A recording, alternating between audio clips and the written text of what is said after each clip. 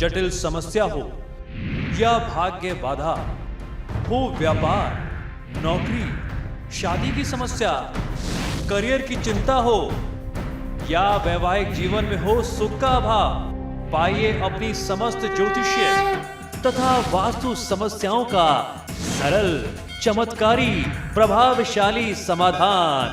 एक जाना माना और विश्वसनीय नाम आचार्य पंडित श्री वैभवनाथ शर्मा जी, काशी के 400 वर्ष पुराने प्रतिष्ठित और अंतरराष्ट्रीय ख्याति प्राप्त राज ज्योतिषी परिवार की 8वीं पीढ़ी के ज्योतिषी और वास्तु शास्त्री आचार्य पंडित श्री वैभवनाथ शर्मा जी के द्वारा व्यक्तिगत या फिर फोन पर अपॉइंटमेंट लेने के लिए कॉल करें 9818-300-146, 9990-724-131 या फिर ईमेल करें sharma.vaibhav@gmail.com पर।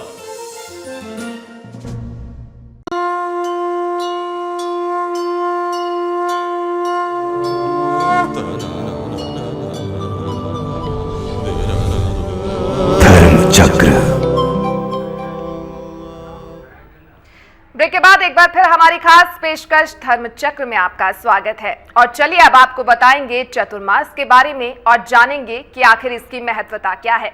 और इन सब के लिए सीधे चलते हैं पंडित वैभवनाथ शर्मा के पास। आज हम लोग जानेंगे हिंदू धर्म में चतुर्मास के अर्थ क्या हैं और उसकी धार्मिक विवेचना क्या कहती है। धर्म किसी एक या एक से अधिक पारलौकिक शक्ति में विश्वास रखने का और इसके साथ जुड़ी उसकी मान्यता, रीति रिवाज, परंपरा, पूजा पाठ की पद्धति और दर्शन का समूह है।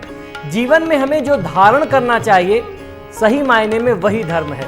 नैतिक मूल्यों का आचरण ही धर्म होता है। धर्म वह पवित्र अनुष्ठान है जिससे चेतना का शुद्धिकरण हो जाता है। धर्म वह तत्व है जिसके आचरण से व्यक्ति अपने जीवन को चरितार्थ कर पाता है। यह मनुष्य में मानवीय गुणों के सही मायने में विकास की प्रभावना है।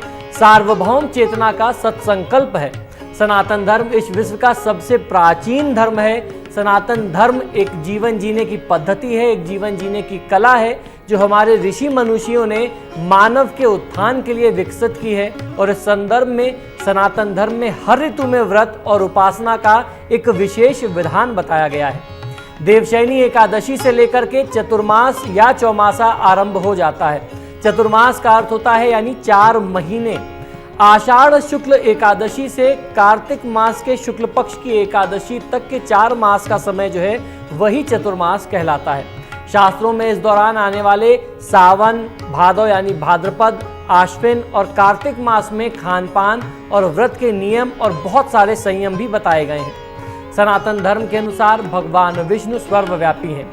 संपूर्ण ब्रह्मांड उनकी शक्ति से ही संचालित होता है। सबके पालन करता श्री हरि हैं। इसीलिए सनातन धर्मावलंबी प्रत्येक मांगलिक कार्यों का शुभारंभ भगवान विष्णु को ही अपना साक्षी मान करके करते हैं। हमारे हिंदू धर्म ग्रंथों के अनुसार आषाढ़ मास के शुक्ल पक्ष की एकादशी की रात्रि से श्रीहरि 4 मास के लिए योग निद्रा में लीन हो जाते हैं। तत्पश्चात कार्तिक मास में शुक्ल पक्ष की एकादशी के दिन ही वह अपनी योग निद्रा से जागृत होते हैं या आम भाषा में कहें तो जागते हैं। इन 4 महीनों को ही चतुर्मास कहा जाता है। चतुर्मास का सनातन धर्म में विशेष धार्मिक और आध्यात्मिक महत्व माना गया है। विष्णु धर्मोत्तर पुराण में लिखा गया है कि भगवान विष्णु को वर्षा ऋतु के 4 मास में लक्ष्मी जी की सेवा पाकर के शेषनाग की शैया पर वह शयन करते हैं। तभी श्री विष्णु जी की वंदना इस प्रकार से की जाती है। शांताकारं भुजगशयनं पद्मनाभं सुरेशं विश्वाधारं गगनसदृशं मेघवर्णं शुभांगं लक्ष्मीकांतं कमलनयनं योगभिन्द्यामगमनं वंदे विष्णुं भवभयहरणं सर्वलोकैकनाथं। जिनकी आकृति अतिशय शांत है, जो शेषनाग की शैया पर शयन किए हुए हैं, जिनकी नाभि में कमल है, जो सब देवताओं द्वारा पूज्य हैं, जो संपूर्ण विश्व के आधार हैं, जो आकाश के सदृश सर्वत्र व्याप्त हैं, नीले मेघ के समान जिनका वर्ण है, जिनके सभी अंग अत्यंत सुंदर हैं, जो योगियों द्वारा ध्यान करके प्राप्त किए जाते हैं, जो सब लोगों के स्वामी हैं, जो जन्म मरण रूप भय को दूर करने वाले हैं, ऐसे लक्ष्मीपति कमलनयन भगवान श्री विष्णु को मैं प्रणाम करता हूँ। स्कंद पुराण में चतुर्मास का विधि विधान और महात्म विस्तार से वर्णित है।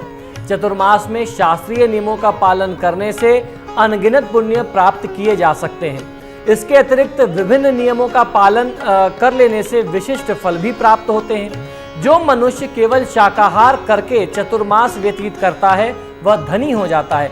यदि आपके जीवन में आर्थिक समस्या रहती हो तो इस चतुर्मास में आपको सिर्फ फलाहार करना चाहिए या फिर शाकाहार करना चाहिए। आप हरी सब्जियां, साग इत्यादि खाएं, ग्रहण करें तो आपको लाभ मिलता है, आप धनवान होते हैं। जो श्रद्धालु प्रतिदिन तारे देखने के बाद मात्र एक बार भोजन करता है, यानी एक समय भोजन करता है, आपने देखा होगा आपके आसपास भी ऐसे लोग होंगे जो चतुर्मास के 4 महीने में एक समय भोजन करते हैं, इसे एक बार भोजन कहा जाता है।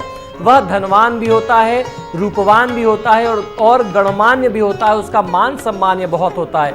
जो चतुर्मास में एक दिन का अंतर करके भोजन करता हो वह बैकुंठ जाने का अधिकारी होता है, यानी एक दिन छोड़ करके अन्न ग्रहण करना, एक दिन व्रत करना, एक दिन भोजन करना, फिर उसके बाद एक दिन का व्रत करना। इस तरीके से 4 महीने का व्रत भी किया जाता है। जो मनुष्य चतुर्मास में 3 रात उपवास करके चौथे दिन का भोजन करने का नियम साधता है वह पुनर्जन्म नहीं लेता, यानी वो भव बंधन से, जीवन में बार बार जन्म लेने के बंधन से मुक्त हो जाता है। जो साधक 5 दिन उपवास करके छठे दिन भोजन करता है उसे राजसूय तथा अश्वमेध यज्ञों का संपूर्ण फल प्राप्त होता है। जो व्यक्ति भगवान मधुसूदन के शयन काल में अयाचित, यानी बिना मांगे हुए, बिना याचना किए हुए, बिना भीख मांगे हुए अन्न का सेवन करता है उसका अपने भाई बंधुओं से कभी भी वियोग नहीं होता। चौमासे में विष्णु सूक्त के मंत्रों में स्वाहा संयुक्त करके नित्य हवन में तिल और चावल की आहुतियां देने वाला व्यक्ति आजीवन स्वस्थ एवं निरोगी रहता है। चतुर्मास में प्रतिदिन भगवान विष्णु के समक्ष पुरुष सूक्त का पाठ करने से बुद्धि कुशाग्र होती है। हाथ में फल लेकर के जो व्यक्ति मौन धारण करके भगवान नारायण की नित्य परिक्रमा 108 बार करता है वह कभी भी किसी भी प्रकार के पापों में संलिप्त नहीं होता। चतुर्मास के 4 महीने में धर्म ग्रंथों के स्वाध्याय से बहुत बड़ा पुण्य फल मिलता है, यानी स्वयं उसका पाठ करना चाहिए। बहुत सारे ऐसे लोग होते हैं जो चतुर्मास में 4 महीने में भागवत का पाठ करते हैं, वो भगवान श्रीमद् भागवत का पाठ करते हैं, उन्हें भगवान श्री विष्णु की कृपा तत्काल प्राप्त होती है। सृष्टिकर्ता ब्रह्मा जी देवर्षि नारद को चतुर्मास के नियम बताते हुए कहते हैं कि हे श्रीहरि के शयन काल में वैष्णव को अपने किसी प्रिय वस्तु का त्याग अवश्य करना चाहिए। यानी इस 4 महीने में आपको जो भी चीज़ प्रिय हो, खासतौर पर कोई भोज्य पदार्थ अगर आपका बहुत प्रिय है, आपको उसका त्याग कर देना चाहिए। मनुष्य जिस वस्तु को त्यागता है वह उसे अक्षय रूप में प्राप्त होती है। वस्तुतः भगवान विष्णु का योग निद्रा काल, ये जो 4 मास का काल होता है, आध्यात्मिक साधना का बहुत बड़ा पर्व काल माना जाता है। इसका सदुपयोग आत्मोन्नति के लिए हर व्यक्ति, हर मनुष्य को करना चाहिए। चतुर्मास के नियम मनुष्य में त्याग और संयम की भावना उत्पन्न कराने के लिए ही बनाए गए हैं। तो इस चतुर्मास में किसी भी व्यक्ति को, जो धार्मिक व्यक्ति है, सनातनी व्यक्ति है, उसको भगवान श्री हरि की पूजा आराधना अपने सामर्थ्य अनुसार, अपने जिस भी आप विधि विधान से कर सकते हो करना चाहिए। यदि इस चतुर्मास में आपसे संभव हो जाए, अगर आप हर दिन व्रत नहीं कर सकते तो कम से कम एकादशी और पूर्णिमा की जो तिथियां हैं उसमें आपको व्रत कर लेना चाहिए। यदि संभव हो जाए तो गुरुवार जो भगवान विष्णु की तिथि है, आपको उस तिथि में भी व्रत करना चाहिए। और कम से कम हर पक्ष की एकादशी को यदि आप व्रत करते हैं और भगवान श्री विष्णु की कृपा प्राप्त करने के लिए शालिग्राम का पूजन करते हैं, विष्णु स्वरूप का पूजन करते हैं, किसी भी स्वरूप में भगवान विष्णु की पूजा आराधना करते हैं, तो निश्चित तौर पर आपको बहुत अच्छा फायदा मिलता है। इस काल में अपने घर में अपने परिजनों के साथ बैठ करके सत्यनारायण भगवान की कथा का आयोजन करना, सत्यनारायण भगवान की कथा श्रवण करना यानी सुनना, उसका बहुत ज़्यादा पुण्य फल बताया गया है। जिसका सामर्थ्य होता है वह भागवत का भी आयोजन करता है और नाना प्रकार के धार्मिक कृत्य करता है। यदि आपसे संभव ना हो पाए, आप बहुत व्यस्त रहते हैं, समय का आपके पास अभाव रहता है, तो इस काल में अपने सामर्थ्य अनुसार भगवान विष्णु की पूजा आराधना अवश्य करिए। निश्चित मानिए कि जीवन में कितना भी दुख का पहाड़ आपके ऊपर आएगा, भगवान श्री विष्णु की कृपा से वह तत्काल आपसे दूर हो जाएगा और आप हमेशा सुखी और समृद्ध रहेंगे। इस काल में ओम नमो नारायणाय मंत्र का जाप किसी भी व्यक्ति को कम से कम 108 बार नियमित रोज दिनचर्या में जरूर कर लेना चाहिए। ऐसा करने से भगवान विष्णु की कृपा आपको मिलती है।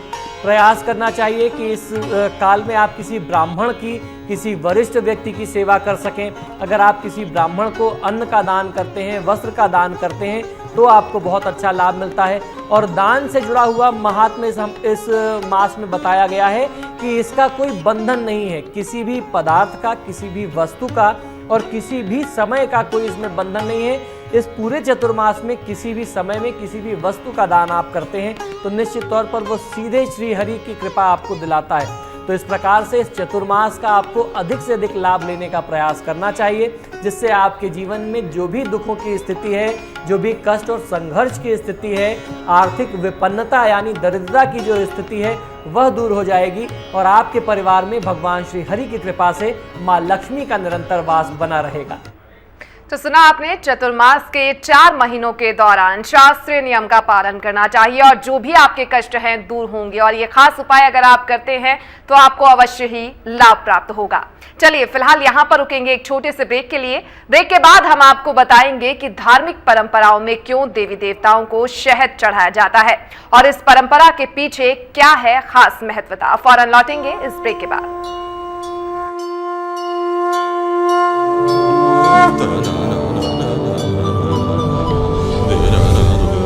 धर्म चक्र।